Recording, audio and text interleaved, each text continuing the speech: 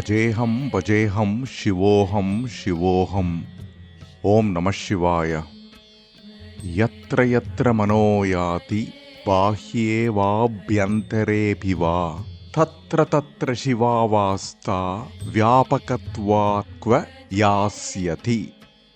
Wherever the mind travels, outward into the world or inward into the depths of our silent core, it meets only Shiva. There is no place where Shiva is not. There is no direction where Shiva is not. This is the true meaning of the Amarnath Yatra. Shiva revealed the secret of immortality to his Devi Parvati. He chose the Amarnath cave so the teaching could be given in absolute stillness and the divine knowledge would remain protected. What is this divine knowledge? It is the truth of the deathless being. The deathless being is not elsewhere. It is our being, ever present, ever awake, beyond birth and beyond death. In Karanagama, one of the 28 sacred Shaiva Agamas, it is said, Vidyasu Shruti Rutkrishta Rudraika Dashini Shrutau Tatra Panchakshari Tasyam Shiva Yatyaksharadvayam. Shiva says to his Devi Parvati, O Mahadevi, among all forms of knowledge, the Shruti is supreme. Within the Shruti, Shri Rudram is supreme. Within Shri Rudram, the Panchakshari mantra is supreme. And within the Panchakshari, the two syllables Shi, Va are supreme. For Shiva alone is the essence of all knowledge, the very heart of wisdom. Why must this knowledge remain a secret? In Kathopanishad, Yama cautions Nachiketa with great seriousness. Devairatrapi vichikitsitam pura nahi suvigneya manuresha dharmaha anyam varam nachiketa strunishva mamoparotsi ratima srujainam. Yama says to Nachiketa, this is the knowledge of the absolute reality. It is subtle, exceedingly difficult to grasp. Ask for any other boon, but do not compel me for this one. Such is this wisdom. It cannot be told lightly. This is told only to a mind that is pure, steady, and willing to surrender. This mind alone can receive what is beyond life and death. The Amarnath Yatra is an inner pilgrimage. The outer pilgrimage only points towards the inner pilgrimage. The Amarnath cave is the cave of one's own heart, the Hridaya Akasha, the secret inner sanctum of stillness, silence, and pure awareness. This is our very center. Shiva remains a secret until the time we recognize this hidden cave within ourselves. How else can one speak of the Amarnath Yatra or the Amarnath cave? Amarnath is Shiva, the divine knowledge. Shiva means the end, that beyond which nothing remains. The Amarnath cave symbolizes the end of the human journey, the crossing beyond birth and death. Shiva is the sole reality. Shiva cannot be grasped by the senses nor by the mind. The Vedas point to Shiva only through negation, neti neti, not this, not this. The seeker peels away layer after layer of what Shiva is not, and what remains in the end, the unchanging, eternal, self-luminous Shiva, the very self shining in our heart. By discarding what we are not, we discover that we are not separate from Shiva. This is our innermost nature. The journey to Amarnath cave is the inner journey to discover the truth. It is about shedding every attachment, every possession, every companion until nothing remains but the deathless being. Shiva reveals this truth to the Devi, the secret of immortality, the recognition of one's own deathless nature. The Amarnath pilgrimage is about dropping all our identification, the identification that we possess about ourselves, cloud the reality that is already within us. The reality reveals itself when all the identifications fall away, like how the sun is revealed when the clouds move away. Last year, the Amarnath Yatra was quieter because of the incident in Pahalgam. I chose to begin the journey from Pahalgam and return through Baltal.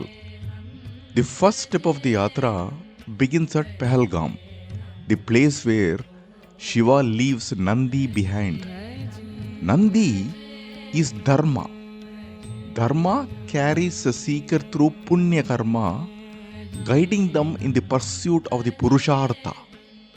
When Dharma is lived sincerely across this life and the innumerable previous lives, it ripens into a blessing. It creates the inner conditions for the seeker to turn towards the truth. But the truth itself is beyond Dharma and Adharma. The truth is untouched by Dharma and Adharma. Shiva, leaving Nandi at Pahalgam, signifies this very crossing. Even Dharma becomes a limitation when one approaches the Absolute. To seek the truth, one must go beyond Dharma and Adharma. For the seeker, this moment marks the shift from the path of becoming to the path of being.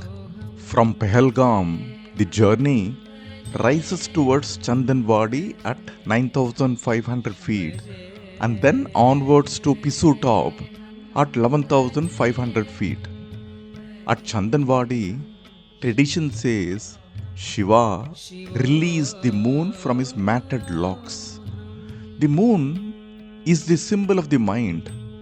The moon reminds us that truth cannot be grasped by a restless or dull mind.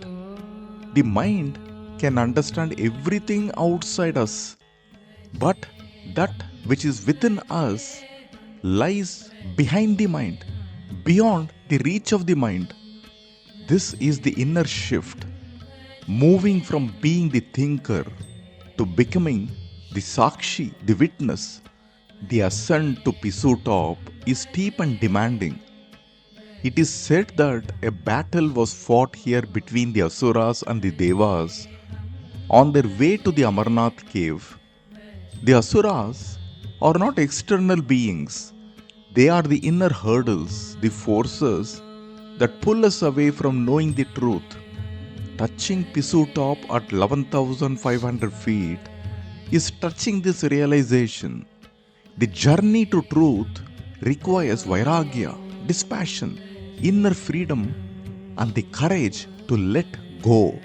From Pisu top, the path descends and rises again towards the serene expanse of the Seshnag lake. Seshnag lake shimmering at 11,800 feet. At this altitude, the lake appears both beautiful and divine, its turquoise waters holding a quiet, hypnotic presence.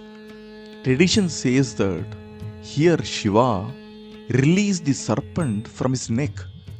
The serpent signifies the Ashta Siddhis, the subtle powers that arise in deep meditation. These Siddhis may seem extraordinary, yet they remain within the realm of Maya, mere ripples on the surface of consciousness. Such powers manifest naturally as the mind becomes refined, but the seeker must treat them as irrelevant distractions. To chase siddhis is to lose sight of the path. The only pursuit that truly matters is the inquiry into the nature of the reality, the movement from appearance to essence, from power to truth. From Seshnag, you proceed to the freezing Mahagunas at 14,000 feet and descend to Panchatarani meadows at 12,000 feet. At Mahagunas, Shiva left the Gunas behind. One must go beyond the Gunas. Going beyond the Gunas means transcending the three foundational forces of nature, Sattva, Rajas and Tamas. To realize the truth, one must drop attachment even to Sattva, eventually realizing oneself as the unconditioned Atman beyond material attributes. The Atman is Nirguna. Maya is Sattva, Rajas and Tamas. At the level of the individual, it is Avidya, whereas at the level of Ishvara, Maya is his glory. At Panchatarani, Shiva left behind the Panchabhutas. At the beginning of the Srishti, the Panchabhutas emerged from the Atman. From the Panchabhutas emerged the three Gunas. The universe is the visible form of the three Gunas. From Panchatarani, the final ascent leads to the sacred Amarnath cave, resting nearly 13,000 feet above the world. To describe this cave is almost impossible. The moment you stand within it, the universe dissolves. All directions fall away. What remains is pure presence. You recognize yourself as the unbounded self. There is nothing beyond you. This is the secret Shiva shares with Devi in this very cave. A question arises. When Shiva renounced everything, why did he not renounce the Devi? Is this not attachment? The answer is subtle. Devi is not separate from Shiva. She is his Antakarana, the inner instrument through which the One becomes aware of its own infinitude. To leave her behind would be to leave behind the very possibility of revelation. Shiva is pure oneness.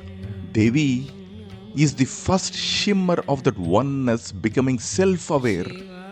In the cave, the teaching is simple and absolute. Shiva is the one. Devi is not the other. There is nothing beyond.